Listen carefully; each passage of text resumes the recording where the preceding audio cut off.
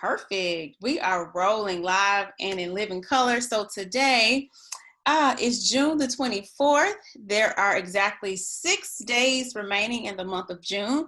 I have missed chatting with you all. I'm Clarissa Joy. If you have never been on a video chat with me before or followed me on social media, I'm so ecstatic that you found us, that you found this video chat tonight. It's going to be amazing. And just a couple things. So I've been in business for, believe it or not, 5 years now. I'm what I coined as a corpreneur. I work for a corporation, but I also am a entrepreneur. So that's why I kind of join both words. I love helping people to get their businesses off the ground or to get their businesses to the next level or even change industries if you feel like there's something else that's tugging in you. But for the month of June, what we did, it had nothing to do with entrepreneurship. If you're wondering, you don't have to be an entrepreneur. But for the month of June, I was thinking in the month of May, I was like, wow, so much has happened in society. In the year of 2020. We started this year off so excited about starting a new decade, right? We said, it's 2020. It's the new decade. It's a new year. We were so excited about it. We had so many goals. We had vision. Hopefully you created a vision board and all of those amazing things. And then what happened in the month of February, March? Coronavirus. Right? And then what happened in the month of April-ish, there was heightened police brutality affecting the Black community. So there has been a number of things happening, from hurricanes and just a lot, right? So with that, I wanted to do this June challenge to really help us all to refocus, right? Because there is so much going on. I didn't want to act like that life happening around us wasn't happening, because it is, but helping us to refocus and then helping us to remember what our vision is, or resetting our vision if, in fact, things have changed a bit and you need to do that. And then lastly, calling to action, things that you can do every single day to ensure your success. So just starting out, again, I want to remind you that these concepts, this foundation has nothing to do with you being a business owner, okay? If you're not a business owner, that's okay, right? You can be a stay-at-home mom and adopt these principles and be amazingly successful and healthy and happy and whole, right? You can be work for a corporation, you can work for a nonprofit. It doesn't matter to me, right? So I just want to say that, because some people say, oh, well, I thought that was for entrepreneurs. So tonight is for everyone. It's for anyone that feels that you want to be successful, or you want to continue growing your success, or you want to reach the next level of success. You've already been successful and you're saying, hey, it's time for more. So this is for you. So I'm happy that you're here. I'm excited that you found us. So we'll hop right in. I'm going to share a couple points with you all. I won't go through what we've been going through in terms of our June 2020 challenge. That's what I called it. But again, there are some high level things that I want all of us to remember, even in wrapping up this last 6 days of June. So in yesterday's tidbit, so there's a tidbit email that goes out to everybody every single day, and I'll put in the chat here the link to that in case someone doesn't get well, let me ask this. Does everybody on here get the daily emails? Are you guys getting those? If you don't, I'll add the link here. You can go to bit.ly/add2 email, and that's how you can get the daily emails. So simple. But if you're getting the emails, or if you've gotten any of the emails in the month of June, raise your hand, do a head nod, type yes in the chat. I'm just wondering if any of you guys have been seeing those. But for the month of June, we've been sending out the tidbits. Oh, I see the thumbs up, Sharetta. Awesome. And hopefully those have been encouraging you and inspiring you, but also causing you to get your hiney into gear and into action. So, okay, awesome. I'm seeing the thumbs up. So most of you, if you have followed me, you know that I'm not always an easy coach. I will tell you exactly what I think and what I feel, even if that causes you to go ouch, because I feel after you say ouch, you'll get up and you'll begin to do the things you need to do to ensure your success and the success of your family. Okay, so a couple things that I wanted to share with you all is around the June challenge, the 3 words that I intentionally selected, and that's first, refocus. Okay. Oh, thank you. She says yes, and they are great. Awesome. So first, around refocus. When you think of the word refocus, got about 10 minutes here. I want you guys to share with me, okay? Collaborate with me. When you think of the word refocus, what comes to mind? There's no right or wrong answer. You can type it in the chat. You can say it out loud. When you think of the word refocus, what comes to your mind? We all have a different interpretation of the word. I just want to see what you think. This is Sharetta, and mine would be like zeroing in again, like zeroing in on something, getting that gauge again. Okay. I like that. Zeroing in, getting that gauge. Anybody else? One more person. What do you think of the word refocus? What comes to mind? Clarissa, when I think of refocus, I think of getting my goals back on tracks. So sometimes if you have a set of goal for a certain date or a certain, I guess, accomplishment, and then you have gone beyond that time frame or whatever, refocus means to kind of get back on track and maybe set another deadline or a date. Yes, I love that. Tanya, you are just going to make me go ahead and say this before time, but one thing I love that you said about refocusing on your goal, but it's what are you accomplishing and then what's next? Sometimes when we think of success, we think of it as, you know, doing one thing, accomplishing one thing, and then that's the end of the road, but it's not, right? Think of the Olympian. They trained for years to perform in the Olympics. After that performance, the race, the game, whatever it is, sport they're playing, what happens? They go back and retrain again for the next 2-year interim or the next 4-year major Olympic event. It's not over just because they won the gold medal in the 2000 and I'm just going to say 4 Olympics, right? They keep going for the 2008 and the 2012, etc. And we've got to think about our life and our success in that exact same way. As Sharetta said, get laser focused in on what's the immediate goal. And after we achieve that, continue moving forward. So guys, I'm going to turn on the fan. Give me 1 second, okay? You know, when I start talking, I get a little excited and I get hot. Believe it or not, any other time in my life, I'm always extremely cold. I think Sharetta remembers that. We were roommates at a retreat once. I'm always cold. But anyway, when I start talking, I get hot. So Sharetta said thumbs up. So with refocus, one example I wanted to bring to you all is I've worn glasses or contact lenses, corrective lenses since I was like, I think 11 years old. I just had laser surgery, I guess about 1.5 years ago now. But before that, every single year during my annual vision exam, they would have to refocus. Right? So if any of you all have ever worn glasses, you know what I'm talking about. And they put you in front of this machine, right? And you're looking through it and you're trying to see the letters on that screen way, way ahead of you. And what are they doing while you're sitting in the chair with the machine in front of you?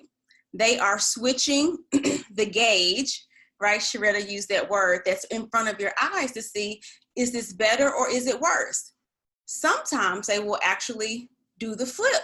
Right? The flip of the lens. Is this better or is it worse? So when you think of the word refocus, I want you to keep in mind that to refocus, you actually have to take an intentional shift to look around and to compare and say, is this better? Is this worse? Is this clear? Is this what I want? Has my vision changed? Right? So sometimes, and I was so guilty of this my own self, but us planners, like if you're a planner by nature, you are like such the worst loser there is in the entire world. Why? Because you're so committed to your plan that you aren't flexible enough to change. You don't want the plan to change. You don't want to be stopped. You don't want to be redirected. You want to finish from A to Z because that's what you wrote on your little handy dandy paper. Even if it doesn't make sense anymore, even if it's God's will for your life right now, maybe things have changed, okay? Yeah, restart, realign, remove obstacles. Love, love, love that. I think that was Julie. So guys, with refocusing, I want you to remember or ask yourself, have I taken an intentional look around me to see if this still looks the best? Is this vision the clearest, right? Clicking up and down and around. So for your own self, you don't have to say the answer out loud, but answer it for yourself. Have I taken the time? And guys, when I say time, it could be 15 minutes. It could be an hour. So I don't think that this exercise should be something that takes you months to do. It's simply sitting down, taking dedicated time to think about and say, is this still the focus? Should this still be the focus? Okay. And when you're deciding about that focus, which looks clear, is this better or worse? You have to make an evaluation at that time and a decision, right? The doctor has the optometrist has another appointment after you. So you can't sit in that chair for 2 weeks trying to decide if it's clear or not. You've got to make a decision. It's right there in front of your face. So don't have analysis paralysis. I was so guilty of that, where you want to continue analyzing things before you're willing to commit and move. Right? So you being, again, I was guilty. You being a perfectionist will make you miss out on some amazing blessings for your life because you're sitting still saying, oh, but I'm waiting for it to be ultra apparent that this is the direction, that this is what I should be doing. But guys, guess what? There's blessings as you go. Right? The direction may not always be crystal clear on day one, but as you begin to walk it out, as you begin to put in the work, it's like, I see now.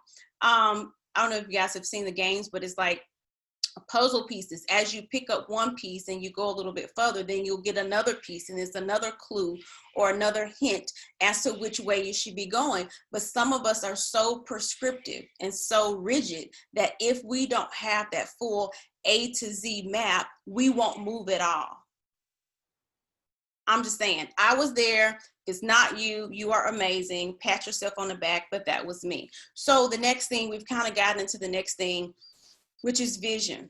You guys have kind of, in your last responses on refocusing, you talked a bit about vision, but the other side, and if you have attended the last 4 years, we do the annual vision party, which is an amazing event. It's not just Clarissa Joy, but now we have other speakers that come in and participate with us as well. But the other side of vision that I wanted to just hit on tonight, we always talk about, what is it that you want in life? Where can you see yourself in the next 6 months? Where do you want to see yourself in the next 12 months, 24 months? Those things, when it comes to vision, are I would call obvious things. But tonight I wanted to share with you the other side of vision that I've really not heard other people talking about, and that's the emotional side of vision, okay? So if you guys were rocking with us during week 1 of the June challenge, I talked a lot and I asked you a lot of questions about how do you feel? What were your emotions, right, during that time, or when this or that came to mind? And the reason that I do that now, there was this book called The One Thing by Mr. Long. I always forget his first name, but in that book, he talked about the map, right? The correlation to us actually moving and being successful, and that comes from the emotion. So some of us think just because we plan, we're going to be successful, but not so much. If we don't take that intentional time to map our emotions and how we're feeling with what we desire, it's not the same impact. So you wonder why when you meet someone that's hit, like, just as we would say, rock bottom, and then they come up from that, you wonder why their story is so impactful. Why does their story move me more than the person that's a, I don't know, millionaire that hasn't maybe gone through some things? Why are their stories so different when you would think, looking at dollar signs, that that person probably should move me more? And it goes back to the emotional side of vision. So I would ask you, have you taken the time to ask yourself, when you think about your goal, and we talked about one goal, if you've been following us this month, it's not about multiple goals, but it's about the one goal that you desire for the month of June or the month of July or whatever your timetable is, that one goal. And map to that goal, how do you feel emotionally? How do you think you're going to feel emotionally after you accomplish it, right? After you obtain it, after you, like, that is the feeling that you need to capture in a bottle, screw the top on tight and hold it close to your heart, because that emotion, that connection is really what helps you when you want to go to sleep, when you're tired, when you don't feel like it, when you feel burned out, when you don't feel like life is fair, when you can't believe all of the injustice around us, right? It's that emotion that enables you to break through, even through those tough times. Okay. So hopefully, going back to week one, that made sense for you all. And then the last thing is action. So we see that word. If you like me, you get excited when you see the word action, but what does it really mean? What does it really mean? So I'll ask you all, when you hear the word action, what comes to mind for you? Action. So a couple people can just share. No right or wrong answers. What do you think about action? Well, when you say action, to me, it triggers, I need to do something now. So go ahead and what's the first step, I guess? Mm-hmm. Yeah, Absolutely. get in motion, movement. Mm-hmm. I love all that. Get in motion, movement, something that I need to go and do now. All of those answers are correct. What I'll add on to that with action is, I want to challenge you all not to just think about only the things that we are think or equate to significant action or huge steps that we can take. We are a society that measures quantity over quality, and that may not always be the case. You'll think, oh, well, because I didn't take 20 steps today, I didn't do a good job. Well, not so much. My husband has a saying in our workout room from Bruce Lee, and I know I'm probably going to get it wrong. It's not the person that has practiced 1,000 kicks, but it's the person that's practiced one kick 1,000 times.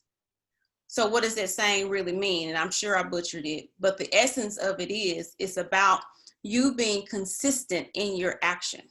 So that's what my point was with this entire June 30-day challenge. It was to get you to understand, reading a 5-minute tidbit every single day or every other day, you would be amazed at how much it can move you into action, just because you're taking incremental small steps, but in a repetitive fashion. So instead of you, like, for example, I'd rather you spend 30 minutes for 7 consecutive days in a week than spending 7 hours on a Saturday or Sunday, 7 consecutive hours. You say, well, Clarissa, that doesn't make sense. In that 7 hours, I can get so much done. But here's the thing. We are people of habits. We are creatures of habits. So what does that mean? If you only spend that Saturday 7 hours cramming everything you can into that 7 hours, that next day, Sunday, guess what happens? You really don't want to do anything. What happens Monday? It's even harder to do anything. But if you get in a rhythm, a consistent rhythm of, okay, my 30 minutes is either in the morning, it's at lunch, it's in the afternoon, or it's in the evening, whatever time is best for you, guess what? Your brain gets into that flow. It's no different from driving your car to work every single day. your office changes locations, guess what happens? Your brain is still wired to drive to the old location. You move houses, you change your home, your address, guess what happens? Your brain is still wired to driving to your old address. So you get up on the wrong exit, you take the wrong turn. So because we are creatures of habit, we have to treat success in the same way, right? So success is the consistent, incremental steps, actions towards your goal and towards success. It's not the, oh, I'm going to do so much in this one day, and then you fall off the wagon, and it's like, where did Julie go? I haven't seen her in like 2 months. Where did Sharetta go? Where is Clarisse? You know, is Tanya still doing that? You know, and it's like, that is the inconsistency that does not map to success. And it's going to be even that much harder and difficult for you to get back on the bandwagon. So if you tell me, Clarissa Joy, all I have is 5 minutes a day to contribute, I'm going to say, can you do it 7 days a week? If you say all I have is 30 minutes a day to contribute to my next level of success, I'm going to say, can you do it 7 days a week? So I want you to re-engineer your brain from thinking quantity over quality and think the quality is me consistently doing this every single day, another step towards my goal. Okay, so those were the 3 things I wanted to share with you all tonight. I wanted to really bridge that. I felt like in the June challenge, we were covering a lot, but I wanted to make sure, you guys know me, if it makes sense one day, I want it to make sense the entire month and be a toolkit that you can use even in the month of July. Because I don't know if you realize it or not, after this next 6 days, the first half of the year is gone. It's done. So don't forget momentum. I love to talk about momentum. Maybe we'll talk about that in the next video. But it's what you do today that creates that momentum. It's like the snowball effect. So again, back to that incremental steps towards your goal. That's what's going to help you to really drive in that momentum into the second half of the year. So that was the other driver between, or I should say reason, with doing the June challenge, because I wanted you to be in a position and a mindset and refocused, and your vision clear and concise, and your action already in a rhythm of every day, taking however many minutes or hours you have and doing it on a consistent basis. Because once July gets here, guess what, guys? I hate to say it, it's all downhill from there. Whatever habits you haven't established by July, is going to be even that much harder to start. That's not to say that you can't start. And of course, I'll be here to hold your hand through it. But I want you all to start it now. So some of you are saying, Clarissa, I haven't read any of the tidbits this month. That's okay. I have no idea where we are on day 24. That's okay too. Even if you start with tomorrow's tidbit, in the next 5 days, you commit to however much time you have over those next 5 days to doing that each of the next 5 days. That would be amazing. That would excite me. That will make me proud of you. Okay. So I just wanted to explain that in real terms. I will stop